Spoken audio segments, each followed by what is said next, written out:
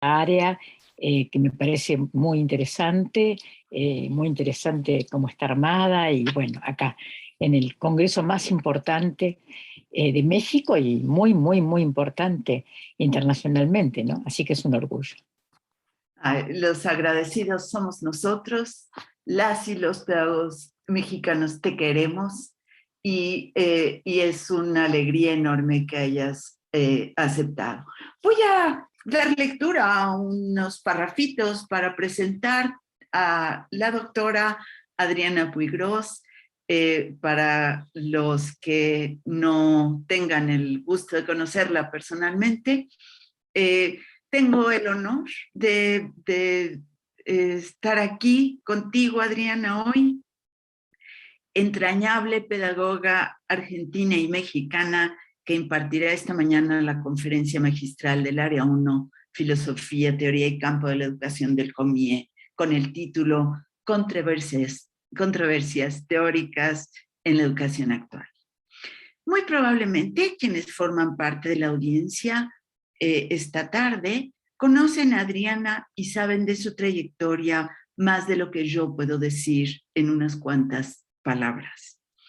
Pues Adriana es en este país y en América Latina un referente ineludible del hacer y el pensar, la educación y la política. Adriana había estudiado el profesorado y la licenciatura en Ciencias de la Educación en la Facultad de Filosofía y Letras de la Universidad de Buenos Aires, cuando por los difíciles senderos a que sus convicciones y militancia política la condujeron, vino a vivir a México y a hacer de este país su segunda patria.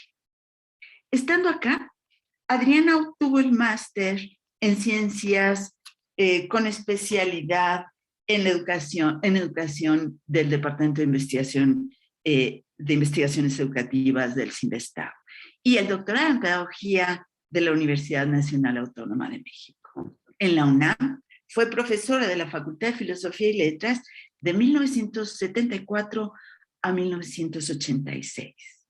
Ahí algunos la conocimos. Algunos fueron sus estudiantes y colegas. Otros fuimos sus alumnos de maneras más indirectas, es decir, solo por el impacto que las lecciones pedagógicas de Adriana habían sembrado como huellas ya imborrables en la pedagogía de este país y porque sus alumnos eran nuestros profesores. O porque aún habiendo vuelto a Argentina, Adriana ha mantenido su presencia en el seno de la comunidad pedagógica mexicana de manera sostenida. Su destacada labor como educadora y humanista y su trayectoria intelectual y política es patente en toda América Latina. Su compromiso se ha expresado en la promoción, coordinación e impulso de grupos de investigación en la región. El proyecto de alternativas pedagógicas y perspectiva educativa en América Latina es solo un ejemplo de la larga y consolidada hermandad académica de Adriana con colegas de México y otros países latinoamericanos. Su trayectoria es valorada y goza de numerosos reconocimientos de los más diversos organismos, instituciones e instancias internacionales. Voy a señalar solo algunos. Destaco el premio de Memoria y Pensamiento Iberoamericano, otorgado por la Organización Internacional del Convenio Andrés Bello en 2004. La mención especial a las personas destacadas en humanidades de la Fundación Konex en 1996. El premio a la producción científica y tecnológica de la Universidad de Buenos Aires. El reconocimiento al mérito educativo de la Universidad Mayor de San Andrés de la Paz en Bolivia. El premio Grandes Maestros otorgado por la UBA y el premio Democracia a la Educación de la Fundación Caras y Caretas de Buenos Aires. También fue distinguida con el reconocimiento Escuela de Altos Estudios de la UNAM. Recibió la beca de la Fundación Guggenheim. Es doctora honoris causa de las Universidades Nacionales de La Plata, de Tucumán y Río Cuarto de Argentina y de la Universidad del Pilar de la República de Paraguay. Ha publicado 26 libros de su autoría y otros 50 en colaboración con colegas. Su especialidad es la historia y la política de la educación latinoamericana. Su obra en los ámbitos de la teoría pedagógica, la sociología, la historia y la política de la educación latinoamericana constituye un referente central para legos e iniciados. Su obra y su vida son para la pedagogía latinoamericana contemporánea una base de interlocución y un ejemplo de solvencia académica y de compromiso pedagógico. Es actualmente asesora del presidente de la Nación Argentina. Entre los cargos políticos que antecedieron a esta fundamental función en el actual gobierno argentino, podemos destacar que fue secretaria de Educación de la Nación, ministra, directora general de Educación de la provincia de Buenos Aires, diputada constituyente y diputada nacional. Fue investigadora principal del CONICET y es profesora consulta de la Universidad de Buenos Aires y de la Universidad Pedagógica Nacional en Argentina. Es, además de hoy, asesora de Fernández, el presidente de la Nación Argentina, por fortuna, nuestra conferencista esta mañana. Gracias, Adriana, por aceptar la invitación para impartir la conferencia magistral del área de Filosofía, Teoría y Campo de la Educación en el Congreso Nacional de Investigación Educativa en su versión 16ª. Gracias, Adriana. Muchas gracias por estar hoy de nuevo en esta tu patria que te quiere y entre las y los pedagogos que admiramos tu trabajo y tu compromiso político. Muy bienvenida, Adriana. Muchísimas gracias, Ana María. No tengo palabras como para agradecerte la presentación y sobre todo el afecto tuyo y el afecto de todos los amigos, mis compatriotas mexicanos. Realmente, bueno, es muy emocionante, es muy emocionante. De modo que voy a ir directo a la conferencia, porque, yo voy a leer, pero quizás intercale algunas cosas, solamente que como no quiero para nada pasarme del tiempo, sí te preguntaría cuánto tiempo le calculas. Mira, la sesión se va a cortar a la mala a las 2:30 mexicanas. Ahorita en México es la 1:12. En realidad tendrías 1 hora y cuarto sin ninguna dificultad para hablar. Me han dicho que no es un espacio en el que vaya a haber lugar a intercambio con el público, cosa que lamento profundamente, pero es un asunto que tiene que ver también con la cantidad de eventos que paralelamente a están ocurriendo en la misma plataforma y bueno, nos quedaremos con las preguntas y las haremos en el ininterrumpible intercambio que tiene México contigo, Adriana. Oportunidad, seguro. Tienes más de 1 hora para contarnos e iluminarnos. Muchísimas gracias. Bueno, muchas gracias. Bueno, abordar la educación desde el punto de vista teórico, que es lo que queremos hacer en este espacio, no solamente no exime, sino que obliga a tomarse un tiempo para analizar el lugar donde vivimos. Es decir, para analizar América Latina, es lo primero que uno piensa. Pero inmediatamente en esta circunstancia pospandemia que estamos viviendo, el sitio donde vivimos se ha ensanchado de una manera inédita, puesto que se acortaron tiempos y distancias. Se planteó una situación distinta, ¿sí?, en nuestro vínculo con la tecnología. Y la necesidad de incidir en la transformación, sobre todo, de los vínculos en el orden educativo, llevó a la producción, a la creación de nuevas escenas, ¿sí? De nuevas escenas pedagógicas. Entonces, digamos, el tema es que se han acortado tiempos y distancias, desdibujando diferencias en algún sentido, desdibujando diferencias en el sentido de que nos conocemos, de que hoy está cada vez más claro que todos somos humanos, a esto voy a volver después, pero al mismo tiempo profundizando desigualdades, ¿sí? Inaugurando la posibilidad de vincularse, como bien mencionaba la doctora Salmerón hace un rato, la posibilidad de vincularse de manera continua, ¿sí? Es decir, pero está esa posibilidad, está, aunque quebrada muchas veces, ¿sí? Está la posibilidad de vincularse entre humanos de distintas latitudes. El virus COVID-19 ha dejado a la vista que todos formamos parte de la humanidad. Negros, blancos, hombres, mujeres, LGTBIQ, chinos, californianos, australianos, aborígenes, ¿sí?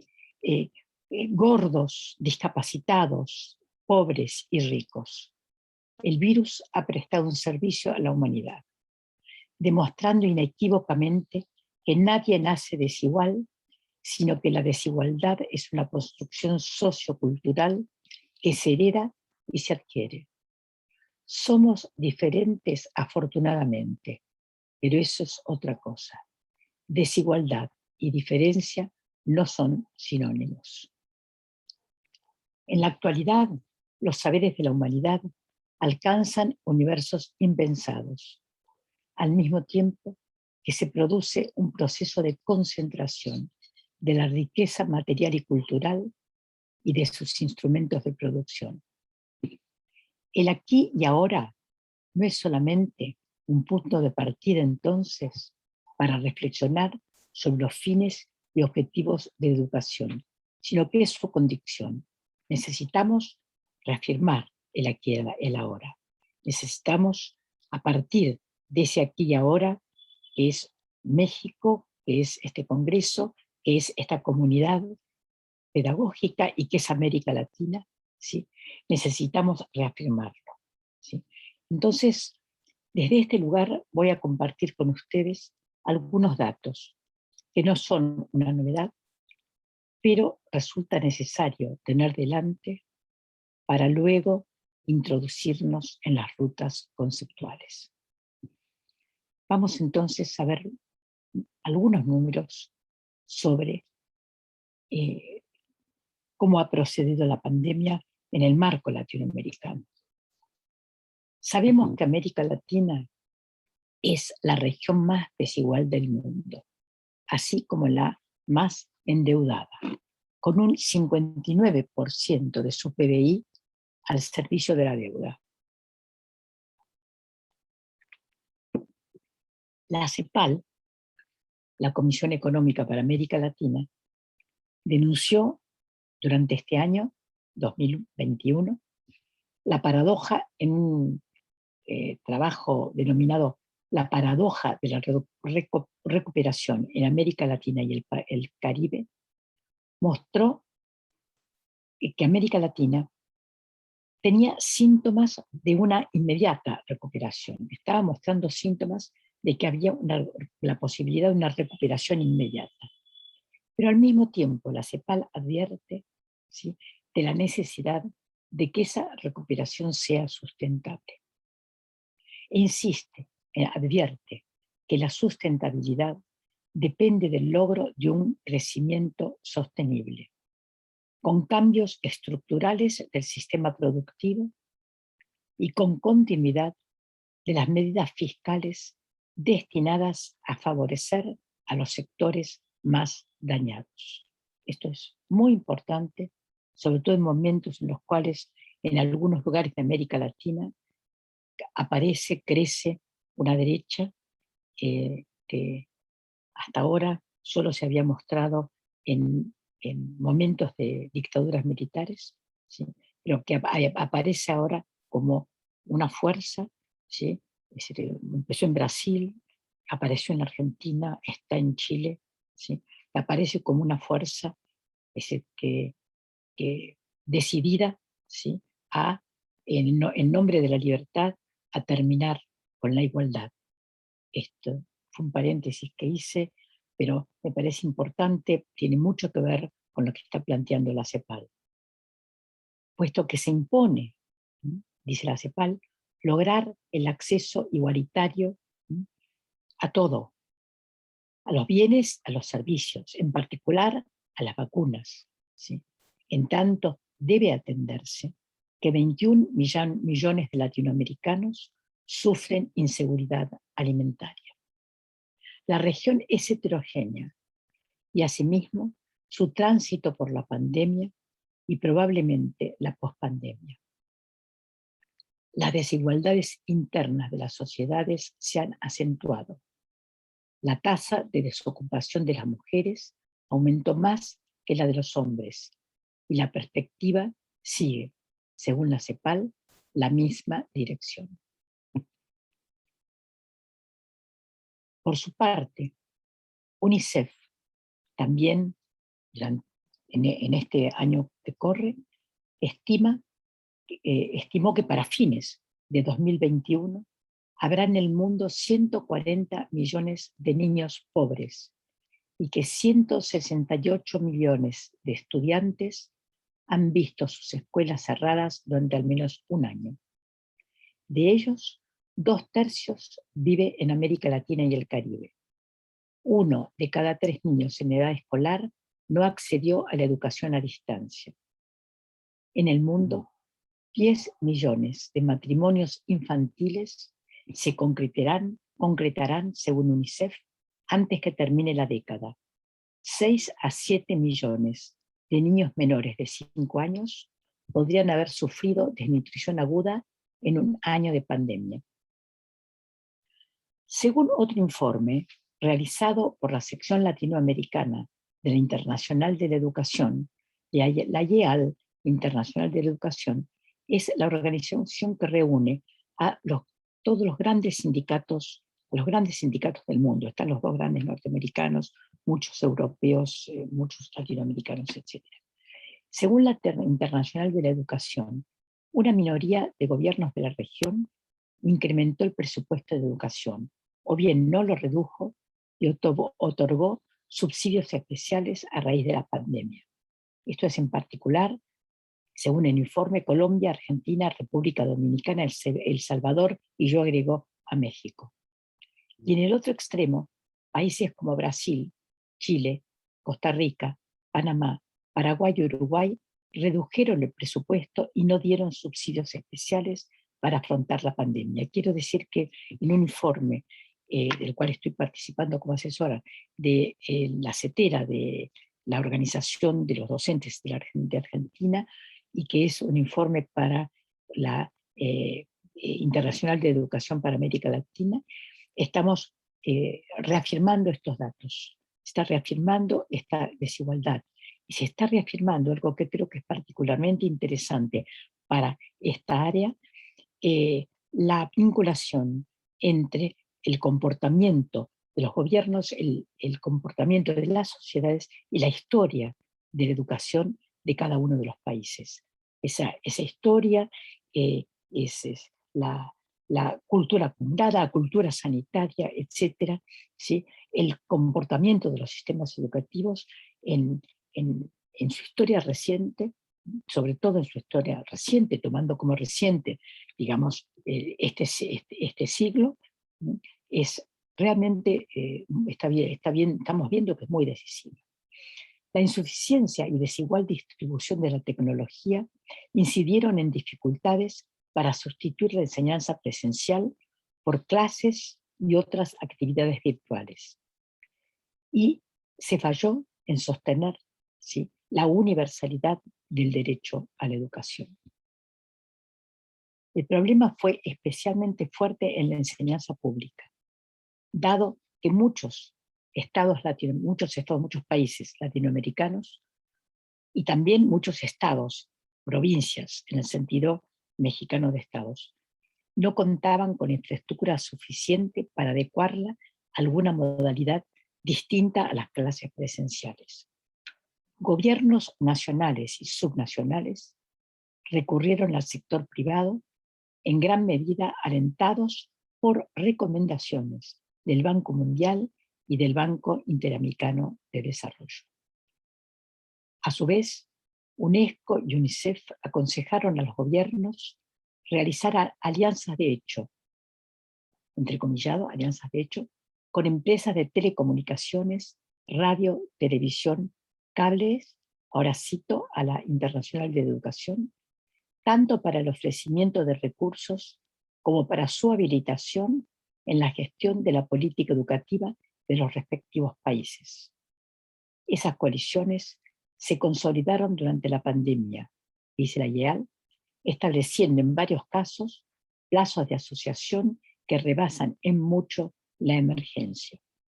Eso también lo estamos observando en esta investigación que estaba mencionando antes. En el caso de Argentina, encontramos que el comportamiento de las provincias ha sido muy distinto, y que eso también se ve en otros países, sí, que no solamente ha sido distinto el comportamiento de los gobiernos en América Latina, sino que también de los gobiernos subnacionales, estados o provincias, como se quiera llamar. Lo cual, digamos, es algo a tener muy en cuenta, porque afecta todo tipo de diagnóstico, afecta todo tipo de análisis y todo tipo de perspectiva política. Y voy a adelantar también que creo que afecta mucho los desarrollos teóricos sobre la educación. Esta desigualdad, ¿sí? Hay que tenerla muy en cuenta, ¿sí?, en los desarrollos que se lleven adelante de ahora en más. La condición anterior a la pandemia, decía antes y repito, de cada país, la trayectoria histórica de su sistema educativo y también de sus organizaciones sindicales docentes, incidieron en el tipo y magnitud de la penetración del mercado en la educación pública. Debe subrayarse que de manera directa o indirecta, en todos los sistemas de la región, el mercado logró asentar su presencia. No fue simplemente llegar en ese momento de urgencia, donde muchos estados subnacionales o muchos gobiernos nacionales tuvieron que recurrir a Google, a Microsoft o lo que fuere, por no tener recursos, no tener tiempo, tener que atender la emergencia, no tener tiempo para dar lugar a los propios desarrollos, ¿sí?, que son cada vez más indispensables en América Latina. Pero tuvieron que recurrir. Pero al mismo tiempo, ¿sí?, nos encontramos con que en muchos de esos casos los convenios que se hicieron determinaron el asentamiento de las grandes empresas, no simplemente recurrir a ellas por las circunstancias. Los cambios tecnológicos, la presencia del mercado como un sujeto que cambia las reglas de la política educativa y penetra la pedagogía, los efectos de la pandemia convocan a una discusión en la cual se oscila a considerar que debemos vivir con resignación que la educación haya abandonado las finalidades, los conceptos, las bases éticas y políticas de la educación moderna, o bien concluir el año escolar que está comenzando en algunos países como México, terminando en el caso de los países del sur, ¿sí?, diciendo nada ha cambiado. O tal vez, más equilibrados, debamos saber valorar, conservar, desechar, despedir a lo viejo de la escuela, gestionando sobre sus cimientos otra nueva. Quiero recalcar esto. Creo que son tres posiciones en pugna, ¿sí?, que una de ellas es la de decir, bueno, es decir, las bases de la educación moderna, la educación que tiene un siglo y medio, la educación pública, gratuita, obligatoria, laica, ¿sí?, ya digamos, son conceptos tan fuera de lugar, ¿sí? También la otra postura, que es la de decir nada ha cambiado, todo sigue igual, y negar de alguna manera la realidad. Y la tercera, que es la de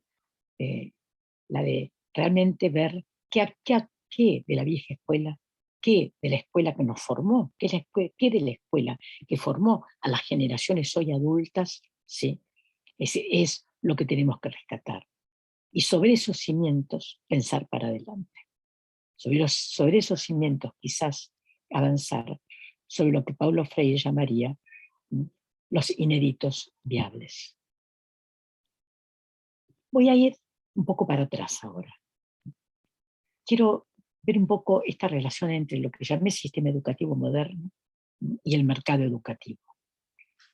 Después de la Segunda Guerra Mundial, el sistema educativo moderno ingresó en una etapa de expansión. Nuevos organismos internacionales tuvieron como objetivo mejorar la distribución de la educación en el mundo, luchando contra el analfabetismo y el abandono escolar. En repetidas ocasiones se diagnosticó que la educación atravesaba una crisis en relación a la insuficiencia de los resultados de inversiones millonarias, pero mal administradas y peor distribuidas. Desde la década de 1960, varias corrientes de pedagogos y científicos sociales criticaron frontalmente la educación escolar moderna, acusándola de reproductora de la ideología dominante y por lo tanto de agente de una estructura social injusta. Ese rechazo llegó a cuestionar la existencia de las instituciones educativas y a postular la inconveniencia de la profesión docente, de lo cual el arquetipo fue Iván Ilich.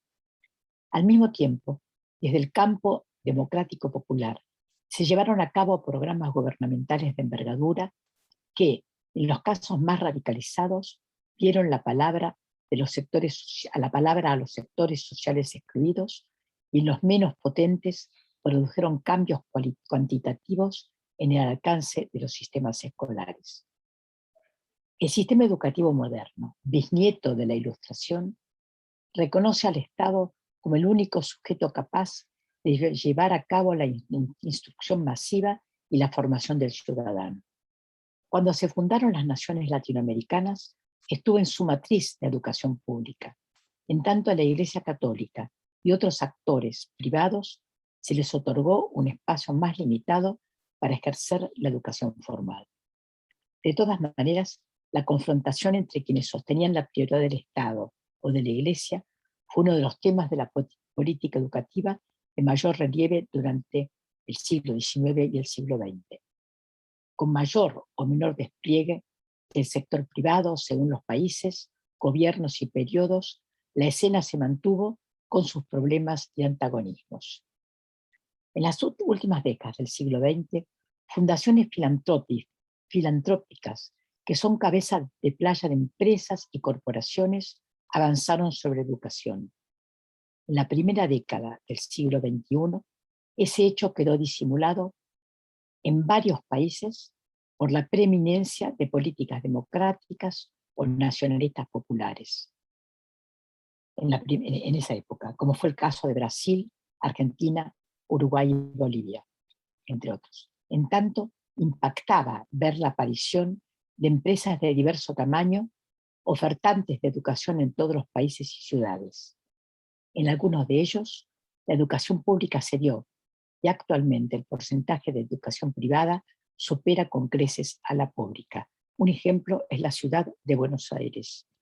Y en la votación que hubo en el día de anteayer, se vio reflejado esto, la enorme influencia que ha tenido el hecho de la expansión de las universidades privadas, de la escuela primaria y secundaria privada en la ciudad de Buenos Aires, que formó a los ciudadanos, que formó a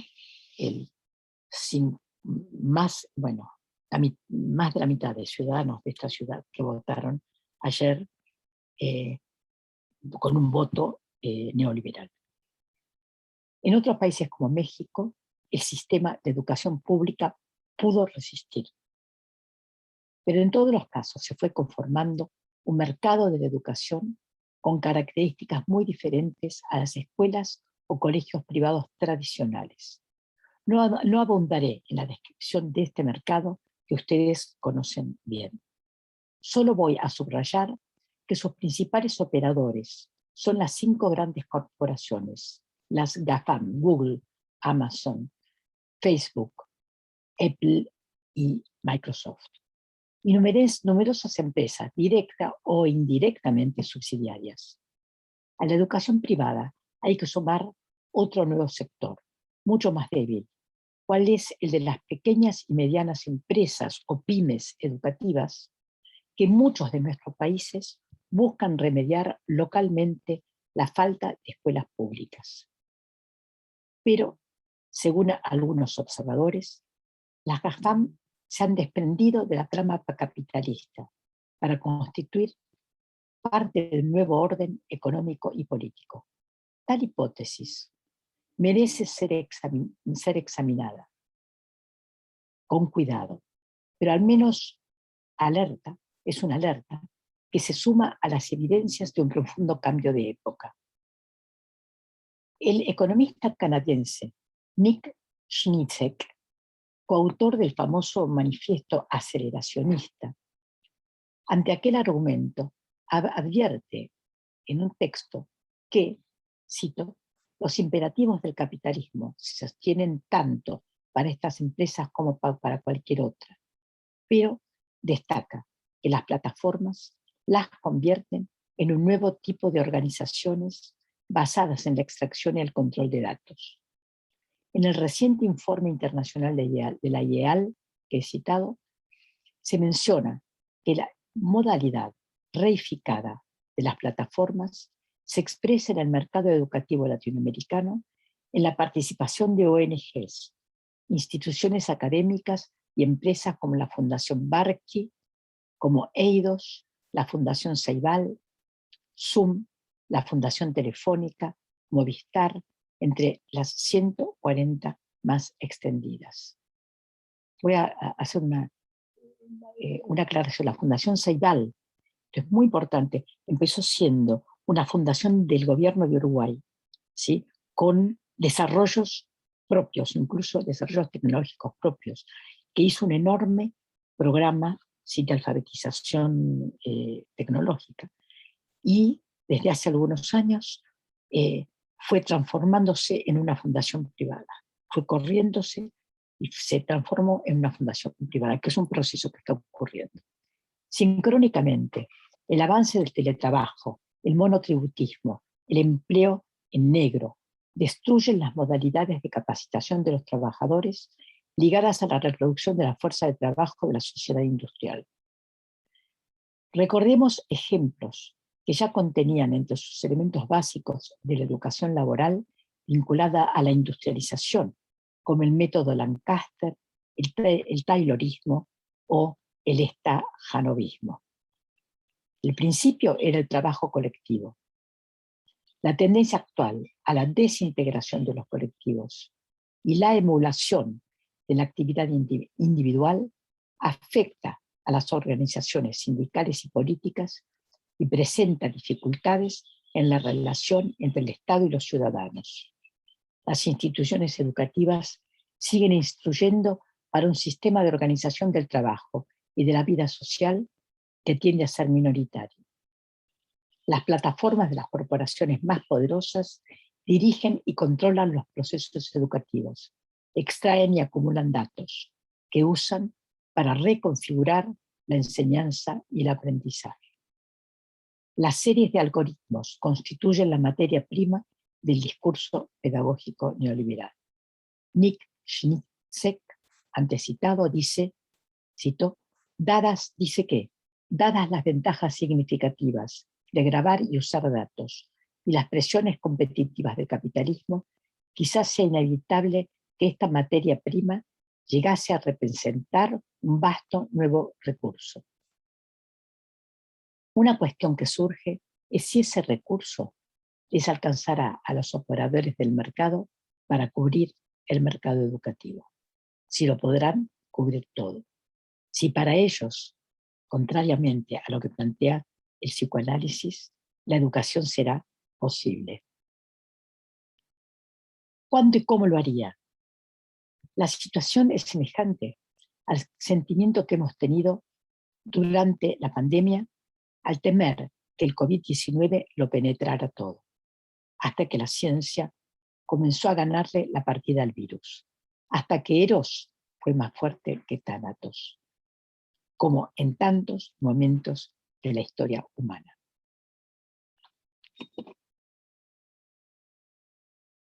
Hay otros acontecimientos que llaman nuestra atención. En medio de una crisis de época que podemos llamar orgánica, hay síntomas de procesos de construcción de nuevas tramas sociales, cuyas potencias aún no puede medirse.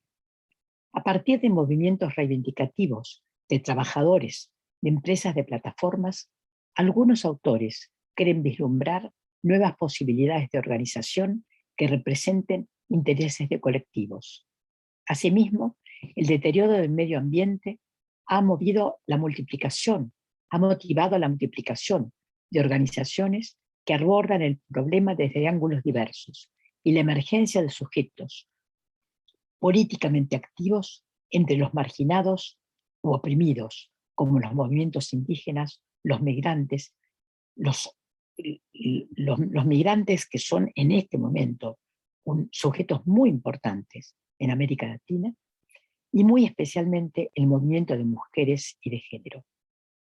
El nuevo siglo asomó con mutaciones injustas en todos los órdenes, pero también con la emergencia de sujetos conformados en las fallas de los instrumentos de control y disciplinamiento de las propias sociedades modernas.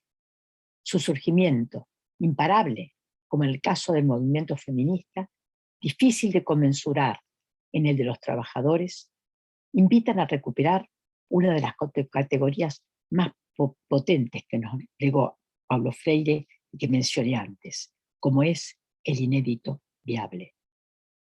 La incógnita es si también hay huellas de nuevos sujetos y políticas educativas, ¿sí? De antes de la pandemia. Si al terminar la pandemia han quedado huellas, ¿sí?, de sujetos y políticas educativas. Sobre ello voy a volver más adelante. Pero me gustaría continuar con otro acápite que he titulado La rueda de la historia. El análisis de la situación actual en América Latina no puede ser guiado por la actualización de las herramientas que sostienen los procesos de enseñanza-aprendizaje. Sin duda, los cambios tecnológicos son factores de enorme incidencia en las causas, en las posibles resoluciones de la situación. Pero tecnología no es sinónimo de educación, sino la denominación de conjuntos de soportes que han variado en distintas épocas. Por otra parte, la tecnología se vale de diversos instrumentos, pero una y otros, tecnología e instrumentos, son concebidos desde marcos culturales, científicos, estéticos, económicos. El trastocamiento del edificio educativo de la modernidad no se reduce a un cambio de tecnología, afecta a sus estructuras político-educativas y su matriz pedagógica. Este planteo va a fondo y nos invita a poner en estado de crítica no solamente las categorías con las cuales el neoliberalismo ha penetrado en la educación, sino aquellas con las que hemos defendido la educación pública, el papel principal del Estado, la justicia educativa, la inclusión. Adviértase que no estoy desistiendo de esas nociones, sino de la manera como las hemos defendido. El fondo ético y político de esas categorías no ha caducado. Seguimos pensando que la educación es un derecho de todos, como lo estableció la Declaración Universal de los Derechos del Hombre y fue ratificado por la legislación de muchos países, así como en eventos como la célebre declaración de la Conferencia Regional de Educación Superior para América Latina y el Caribe, la CRES 2008, realizada en la ciudad de Cartagena de Indias, Colombia, que declaró un bien, un derecho humano y universal y un deber del Estado a la educación superior. La ratificación de esos principios obliga a definir con crudeza el estado de la situación. En un reciente texto, Henry Giroux y otros autores, desde Canadá, España, Chile y Argentina, críticos de la educación neoliberal, sostienen que la crisis provocada por la pandemia de coronavirus no solamente es sanitaria, sino política e ideológica, que es producto de años de negligencia de los gobiernos neoliberales que quitaron importancia al bienestar público, a las instituciones que lo sostienen y especialmente a la salud y la educación. Los autores ven potencial del sistema educativo en la era post-pandémica, si se construye una sociedad solidaria con justicia social y no, cito, y no basada en el individualismo orgánico y la competencia con el otro. Este último enunciado podría ser la utopía de nuestra época. Fredric Jameson, en un inquietante escrito de hace unos cuantos años, observa que la disociación histórica que contiene toda utopía puede verificarse en la realidad del mundo neoliberal, dadas las enormes diferencias entre el espacio social desintegrado, plagado de miseria, desempleo, hambre, es decir, que ahora debemos agregar, y carencia de vacunación en muchos países, y ¿sí?, el de la mayor acumulación de riqueza de la historia, como, cito a Jameson, la producción informatizada, descubrimientos científicos y médicos inimaginables hace un siglo, así como variedad infinita de placeres comerciales y culturales. Para Jameson, las utopías pierden valor y resultan anticuadas frente a una realidad que parece incluir casi todo lo que se ha imaginado. Sin embargo, creo que es interesante advertir que muchas de las novedades de esta época no habían sido imaginadas, que en realidad la utopía de Moro era la utopía de su época.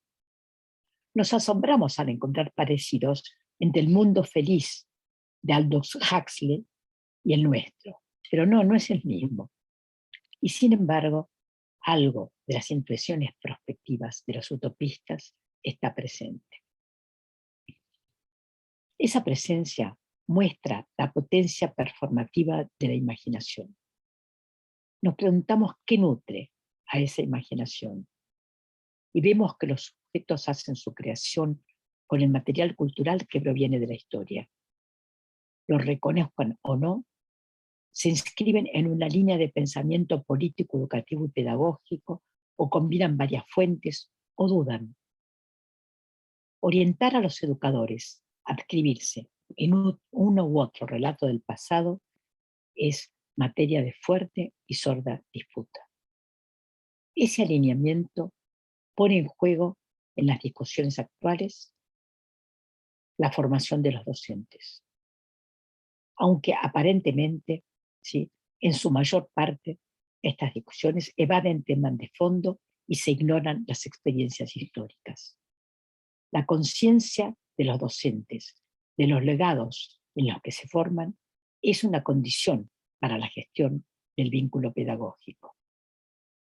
Si el efecto del COVID-19 es efectuar una ruptura de época, para seguir educando se torna indispensable entender los procesos económicos, sociales, políticos y pedagógicos que desembocaron en la crisis ambiental y que persisten.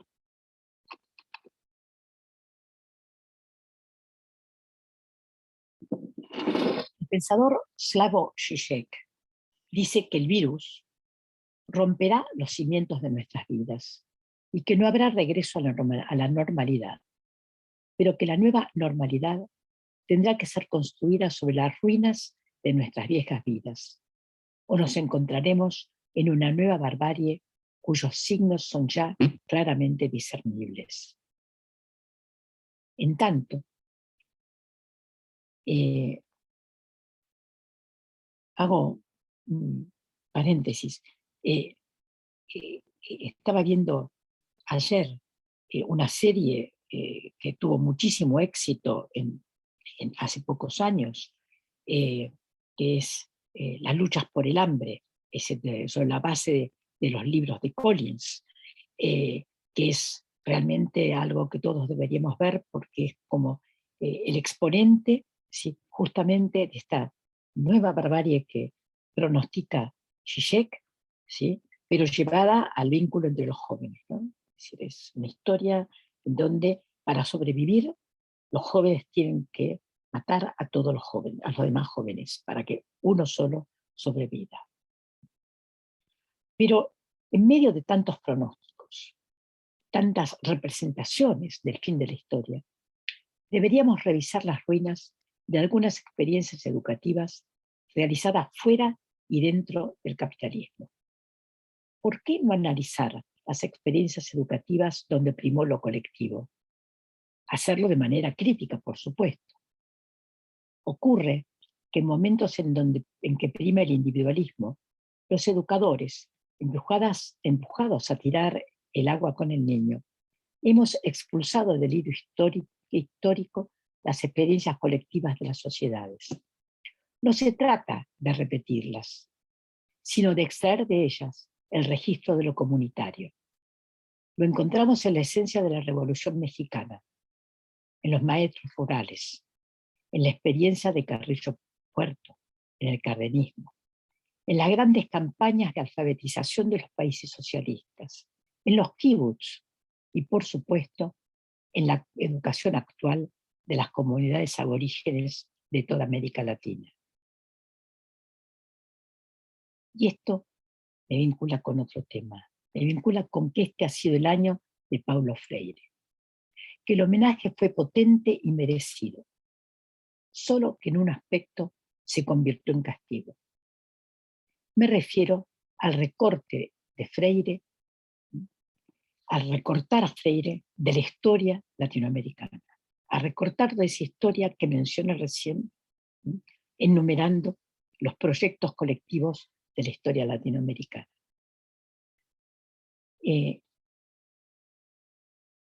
La figura de Freire debe ubicarse en el relato de la educación popular, que se organiza en torno a conceptos comunitarios, a una ética humanista, guiada por la cooperación, al sujeto democrático que se reconoce miembro de la comunidad y de la historia. Decía que no se trata de leer la experiencia educativa histórica para repetirla, sino para extraer nuestros propios datos, esa materia prima que amasaremos con nuestros propios ingredientes y con otros. Analicemos si fueron nuevas herramientas las que posibilitaron aquellas experiencias, simplemente nuevas herramientas, o la concepción colectiva y solidaria.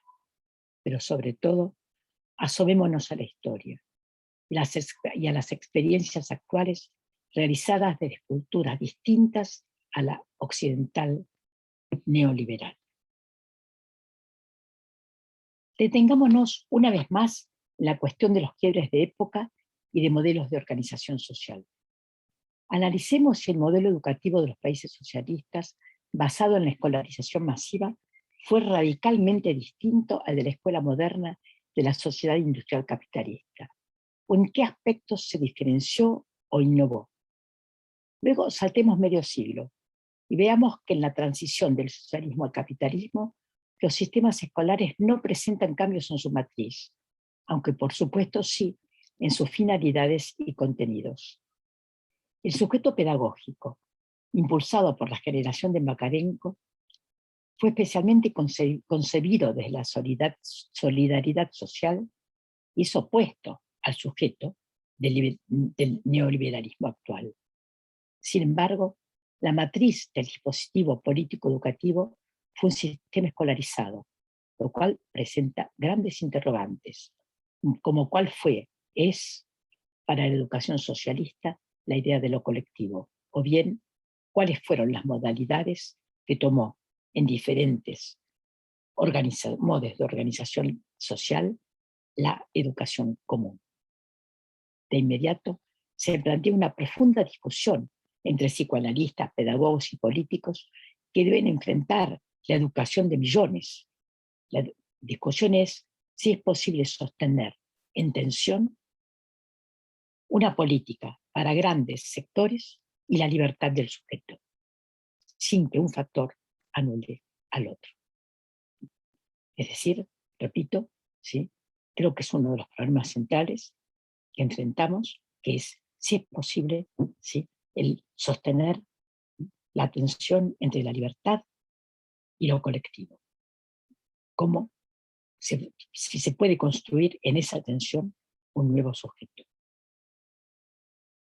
¿Qué ocurrirá en China, por ejemplo, donde algo de esto, ¿sí?, está ocurriendo? Min Lilong, una especialista china en estudios internacionales, dice en un artículo publicado este año, señala ahí el importante lugar que siguen ocupando en la República Popular China las ideas de Confucio, de acuerdo a la llamada convicción cultural que enunció el presidente Xi Jinping. La autora relata la sucesión de políticas educativas desde el comienzo de la Revolución Popular, pasando por la Revolución Cultural, para llegar al siguiente periodo, cuya educación se caracterizó por la universalización de la educación obligatoria, y refiere que la meta actual consiste en el fortalecimiento de las universidades, elevándolas a un nivel competitivo internacional. Analizar la repercusión pedagógica de la frontera entre socialismo y capitalismo es evidentemente algo de mucho interés. El sentido de los anteriores ejemplos que di es poner en duda la idea de los cortes abruptos y absolutos de todos los aspectos de la vida social, así como la posibilidad de desprender los procesos educativos de la trama histórica. Al menos a la educación le cuesta mucho abandonar la riqueza que la sociedad humana ha acumulado y reducirla al modelo de una época. Cancelar el pasado es una condena a anclarnos en un presente sin destino, lo cual es trágico para la niñez y la juventud de varias generaciones. Voy a pasar ahora a otro capítulo que continúa este tema, pero que he titulado El lugar del saber. Puede acordarse que la situación educativa actual tiene graves problemas, pero las causas, la magnitud y las consecuencias son abordadas con criterios distintos o antagónicos. Hay quienes consideran a la escuela agotada, quienes aún siguen viéndola como un instrumento de dominación, quienes la miran como un obstáculo para el avance de sus intereses. Algunos pensadores alientan la aceleración de la desinstitucionalización de la escuela, la desescolarización, para dar paso a una educación completamente nueva. Otro planteo opuesto al que adhiero es el que hacen Inés Dussel, Darío Pulfer y Patricia Ferrante en un libro reciente. Dicen, no será una simple restauración anterior, ni tampoco algo radicalmente diferente a la configuración que dejamos antes de la pandemia. El día del regreso y los que siguen no será solo el tiempo de restaurar heridas, reparar efectos y reconocernos físicamente en gestos y abrazos. Efectivamente, no nos limitaremos a evaluar las pérdidas, no nos limitemos a evaluar las pérdidas, ni recordemos con nostalgia los tiempos anteriores, piensan aquellos autores, y apuestan a que puede superarse la experiencia traumática, recuperarse aprendizajes y reflexionar sobre el proceso vivido y los legados. Mediante argumentaciones semejantes a las anteriores, se hacen referencias a las consecuencias de la pandemia sobre la educación y sus posibles y deseables derivaciones. Los criterios provienen de distintas lecturas de la historia que influyen las visiones educativas del presente y el futuro. Entre otros, se destacan dos posturas antagónicas. Nuevamente tenemos la teoría del fin de la historia que tira al bote de la cultura pedagógica anterior e impulsa la sustitución de la institución educativa de la modernidad por una trama mercantil digitalizada, poblada por robots y paquetes de contenidos enlatados. Por otro lado, está la idea, ¿sí?, opuesta, la de la continuidad de la historia, de la indefectible deuda del presente con su pasado, que se exhibe en la hipótesis de la escuela como significante del campo de saberes que las nuevas generaciones requieren para actuar en la vida social. Descubrimos en estos años que la escuela no se agota en 4 paredes, pero también debemos recordar que en América Latina la vemos funcionar desde mucho antes en chozas, en containers, en construcciones conventuales, en edificios construidos en épocas de prosperidad democrática, en lujosas edificaciones destinadas a las clases ricas. La desigualdad social de nuestra región puede verificarse haciendo un mapa de los edificios escolares. Pero la pandemia vimos con asombro que la escuela agregó nuevas maneras de funcionar. A sus antiguos soportes técnicos se sumaron el aula digital, los grupos de WhatsApp, la comunicación por celular, los cuadernillos, regresó la radio, se revalorizó la televisión, y nuevamente la desigualdad se puso de relieve en el alcance de los brazos que extendía la escuela. Desde la teoría crítica se viene denunciando una desigualdad compleja, que se abre como un campo de significaciones, pero no se visualizan en la simple denuncia de la escuela como reproductora de la ideología dominante.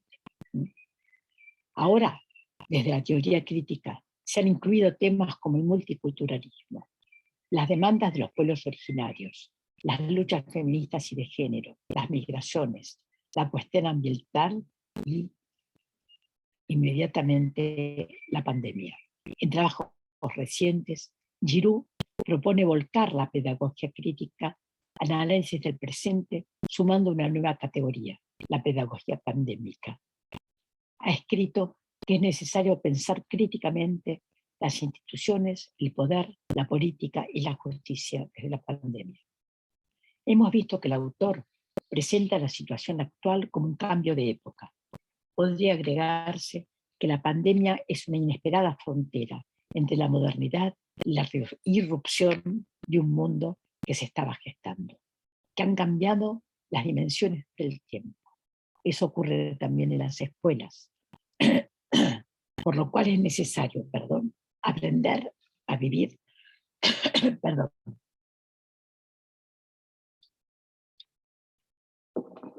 aprender a vivir en las fronteras, no apurar el tránsito, no desesperar como los pensadores que suponen que llevar al máximo la desintegración social por la vía de un liberalismo radicalizado conduciría al colapso final del capitalismo y aceleraría la llegada a un nuevo mundo, como es el caso de un autor que recomiendo para leer esta postura.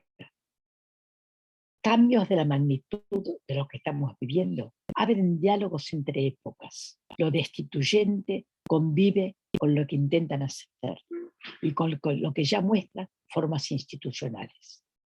Lo nuevo es múltiple, contiene antiguos y nuevos antagonismos. En los tiempos espacios fronterizos, la denuncia y la propuesta deben enfrentar el regreso de vetustas figuras pedagógicas a una escena que queremos nueva. Innovaciones que se presentan como trascendentales, ¿sí?, ocultan su carácter bancario en todos los sentidos de la palabra.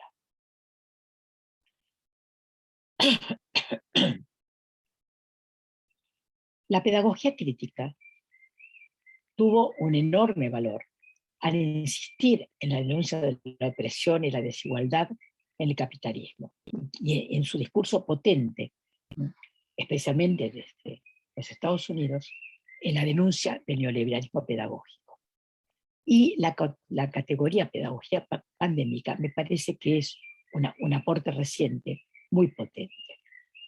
En esta ponencia la usaremos para denominar el conjunto de embates ideológicos, tecnológicos, mediáticos, psicológicos, con los cuales el neoliberalismo interviene en los sujetos y las instituciones educativas para naturalizar la profundización de su poder durante la pandemia.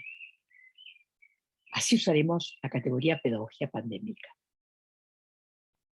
La pandemia presenta un terreno extremadamente fértil para la expansión del liberalismo en todos los órdenes, porque encuentra a los pobres más desprotegidos, a la clase media más asustada e insegura, a los ciudadanos careciendo de legislación suficiente y adecuada que los proteja de la guadaña corporativa, a los gobiernos buscando su rumbo, dudando, ajustando sus posturas, ¿sí?, o bien indiferentes o crueles como el de Jair Bolsonaro. Además, todos estábamos cansados desde antes, como lo había advertido el pensador Byung-Chul Han en 2014. La vida depende de acuerdos con poderes estatales, con poderes la vida depende de los acuerdos estatales con poderes de la dimensión de la industria farmacéutica, cuya mención nos remite a negros recuerdos, como por ejemplo su intervención en el golpe de Estado que derrocó en 1973 a Salvador Allende, ¿sí? Y además nos recuerda que han sido las farmacéuticas operadoras de la desigualdad en la actual pandemia. Entonces, ante tales poderes, nos preguntamos, ¿de qué depende la vida de la escuela? ¿De qué depende que la escuela sobreviva, que no avance la desescolarización? Debemos reconocer que no hay ninguna determinación esencial que asegure la continuidad de la escuela. Los docentes ya no son depositarios de una misión, sino trabajadores y profesionales. Los alumnos reciben información por medios múltiples y diversos. La pedagogía pandémica llega a todos y afecta la credibilidad de la institución educativa. Pero por las redes también circuló la enseñanza corriente de las escuelas y hubo selección de contenidos de Internet por parte de maestros y profesores para sus alumnos y alumnos que produjeron protocolos buscando más allá. Por eso es atinada la postura de Alicia de Alba cuando pregunta si toda virtualidad construye presencialidad. ¿Y cuáles son los elementos esenciales para la construcción de la presencialidad, virtualidad en la educación? Y remite al tiempo, espacio del acontecimiento de la pandemia de COVID-19 y la dislocación por ella provocada. Expresa en un artículo publicado en la Revista Argentina de Investigación Educativa, número 1. Efectivamente, reducir el problema a la oposición entre presencialidad y virtualidad empobrece el análisis. En cambio, la autora rescata la permanencia del vínculo pedagógico, que es condición para producir presencialidad y enclava esa operación en tierra latinoamericana. El vínculo pedagógico no es inmaterial, se produce en un lugar y tiempo determinado, ocupa espacio físico, compromete los cuerpos de las personas, utiliza pizarras, electricidad, computadoras, requiere de sonidos, imágenes, sensaciones, utiliza y produce saberes. El registro material es materia prima del vínculo, así como los elementos culturales que se ponen en juego. El proceso de enseñanza-aprendizaje realizado en los hogares durante la pandemia estuvo atravesado por circunstancias, palabras, tensiones, opiniones, conocimientos, en un conjunto que lo sobredeterminó. Las mencionadas circunstancias incluyen el espacio físico, el equipamiento tecnológico, las presencias de otras personas, ¿sí?, el tiempo disponible por los docentes que tienen cargos en distintas escuelas y estudiantes que disponen de horas recortadas por las tareas de cuidado o las labores rentadas. Veamos el tema desde otro ángulo. Marcela Gómez Ollano dice, también en un trabajo de este año, pero además en un trabajo que es muy interesante para este tema, de 2013, dice: el maestro representa el pasado y el presente, el alumno, el presente y el futuro. El presente debe ser un punto de encuentro. Es el vínculo pedagógico como condición de posibilidad para la formación de nuevos sujetos. El vínculo pedagógico, termina la cita, el vínculo pedagógico con el docente en el aula no es el mismo que aquel que se establece desde ámbitos distintos y distantes. Las mediaciones y las interferencias son otras.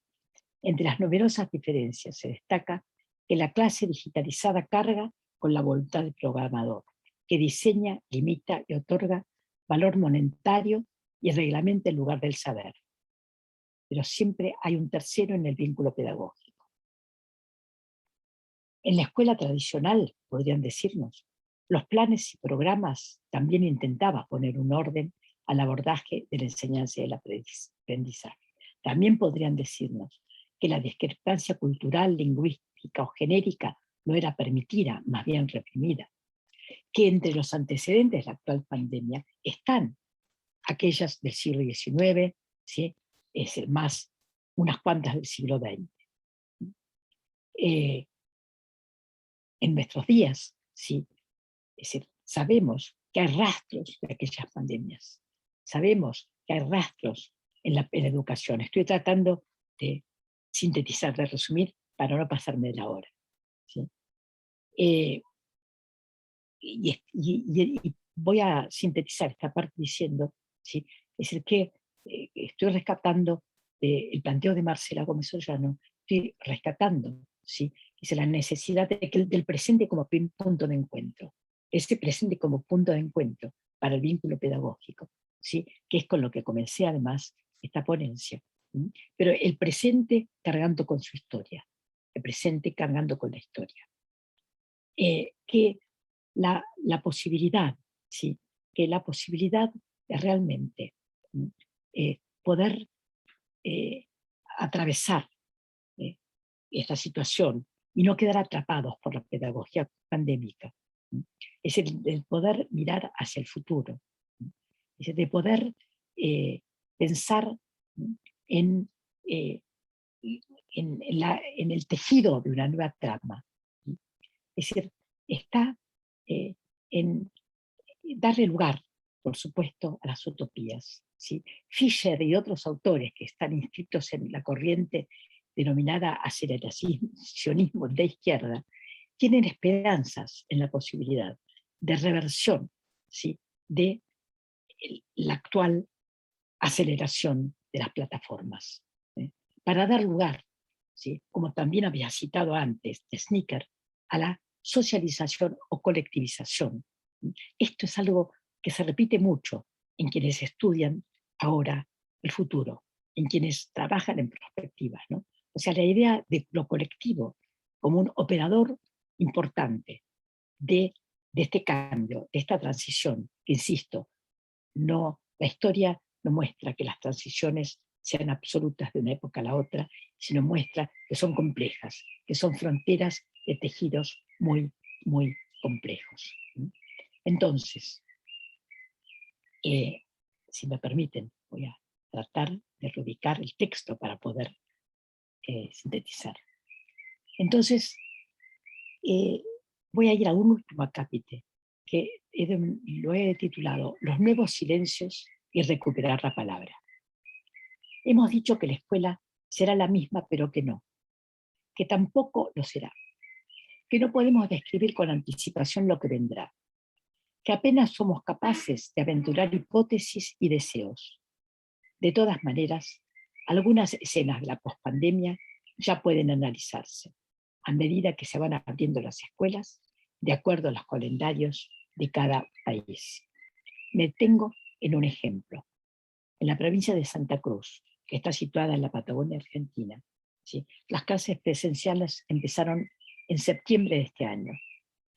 En una reunión en la que estuve por vía virtual, con docentes de la escuela secundaria número 9 de la población del Calafate, el lugar donde está el glacial Perito Moreno, los profesores expresan una particular preocupación. Los alumnos no hablan, los chicos no hablan. Y luego verificamos esto en muchos otros lugares del país. Los chicos no hablan. Sienten los docentes que se instaló una enorme distancia. Y es un significante muy fuerte el silencio, ¿sí? En muchos lugares. ¿Qué significación encierra el silencio de los alumnos? Esta es una pregunta. Es una pregunta de las muchas que registramos. Las muchas que se hacen los docentes, pero quise seleccionar ahora esta pregunta, ¿sí? Para poder ir yendo hacia la conclusión, ¿no? Es decir, y dejarla como, digamos, casi la pregunta misma como un significante. La pregunta misma como un significante. ¿Cuáles son los silencios respecto a la historia? ¿Cuáles son los silencios respecto al futuro? ¿Cuáles son los silencios en los vínculos actuales? ¿Sí?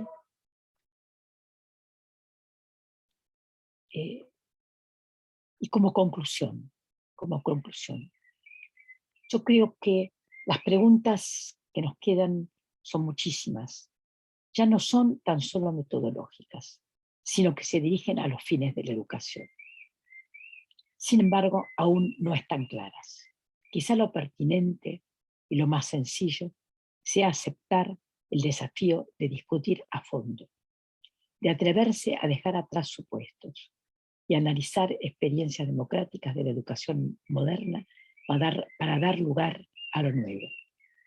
Nos toca lidiar en las fronteras, sostenernos como educadores, como integrantes de un sujeto pedagógico que se constituye en los límites de la ciencia, de la tecnología, de la política, de la educación. Tendremos que discutir los alcances del concepto educación común para dar respuesta al impacto cultural de las migraciones interculturales, internacionales e intergeneracionales. Los educadores somos voceros de la esperanza de una vida futura. De lo contrario, ¿cuál sería el sentido de educar? Paulo Freire decía que, cito, la esperanza es una necesidad ontológica, la desesperanza es esperanza, que, perdiendo su dirección, se convierte en distorsión de la necesidad ontológica. Como programa, la desesperanza nos inmoviliza y nos hace sucumbir al fatalismo en que no es posible reunir las fuerzas indispensables para el embate recreador del mundo. No soy esperanzado por terquedad, sino por imperativo existencial e histórico, decía Freire.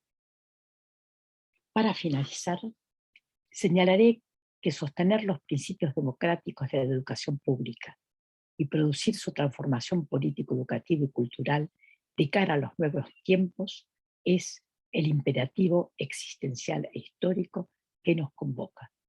La educación pública es fundamento de soberanía popular, nacional y de la ansiada unidad latinoamericana. Muchísimas gracias.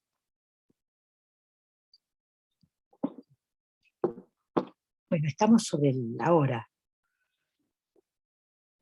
En efecto, hasta en eso apuntaste la perfección, Adriana. No solo la elección del tema fundamental, es el asunto que nos compete, es realmente preocupante el lugar que ha ocupado, los espacios que ha ocupado el mercado y las grandes empresas en los posibilidades de la escuela que llamamos pública a pesar de eso, pero que se privatiza en la medida en la que los intereses, que no son los intereses comunes y públicos, interfieren en el diseño y en el ejercicio de la educación pública. Y sobre todo, lo que quiero agradecerte más, Adriana, es el mensaje de esperanza. Creo que es algo que a pesar de que somos pedagogos y siempre nuestra tara tiene que pasar una esperanza que eventualmente parece imposible de sostener. También estoy convencida, como señalas, una postura ética que señaló bien Freire y que muchos otros pedagogos y pedagogas han sostenido como la condición indispensable para pensar el vínculo pedagógico y la indispensabilidad del mantenimiento de la vida vía la educación. No voy a comentar tu magnífico trabajo, más allá de felicitarte por tu exposición, por las ideas que has trabajado, felicitarnos en el COMIE por haber tenido la fortuna de escucharte y agradecer profundamente tu presencia en este espacio, Adriana. Muchísimas gracias y todo el cariño de la pedagogía mexicana a tu figura, a tu inteligencia, a tus aportaciones, a tu mensaje de búsqueda de vínculo con el pasado, en el presente y por una apuesta esperanzadora de futuro. Muchísimas gracias, Adriana. Muchas gracias a ti, muchas gracias a todos los que estaban, al COMIE, muchas gracias a todos, muchas gracias a México, muchas gracias. Adiós.